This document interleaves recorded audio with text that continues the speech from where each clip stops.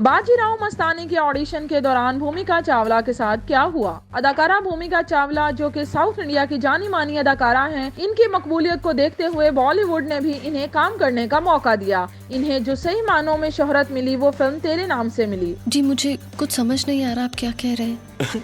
यही तो बात मुझे आपकी बहुत अच्छी लगती है। इस फिल्म के बाद तमाम बड़े फिल्म साजों की नजरें भूमिका चावला पर ठहर गईं। इन्हें बॉलीवुड के फिल्म साजों ने बड़ी बड़ी फिल्म्स ऑफर की, लेकिन किसी न किसी वजह से इन फिल्मों से निकाल दिया। यूं भूमिका चावला की शोहरत एकदम से जवाल का शिकार हो गई। लेकिन कई बरस के बाद सलमान खान ने अपने फिल्म किसी का भाई किसी की जान में भूमिका चावला को मुख्तसर किरदार दिया। यूं भूमिका चावला एक बार फिर लाइमलाइट में आ गई हैं, लेकिन वो कुछ बॉलीवुड से नाराज नजर आती हैं। उन्होंने कहा है कि मुझे बहुत अफसोस है कि मुझे बाजीराव मस्तानी से बताए बगैर निकाला गया। उन्होंने बताया कि मेरा इस फिल्म के लिए ऑडिशन भी लिया गया और ऑडिशन के दौरान मेरी साड़ी को आग लग गई थी। मुझे इस फिल्म के लिए डन करने के बाद संजय लीला भंसाली ने बगैर मुझे कुछ बताए दीपिका पादुकोण को साइन कर लिया। इसी तरह से मुन्ना भाई, MBBS और जब वी मेट से भी मुझे निकाल दिया गया। एक ही बार मुझे बुरा लगा था जब मैंने जब वी मेट साइन की और नहीं हुई, बस। भूमिका चावला ने यह भी कहा कि फिल्म तेरी नाम के साथ मेरी बहुत सारी यादें वाबस्ता हैं। मैं सलमान खान को सेट पर भाई कहती थी और यही आदत आज तक है।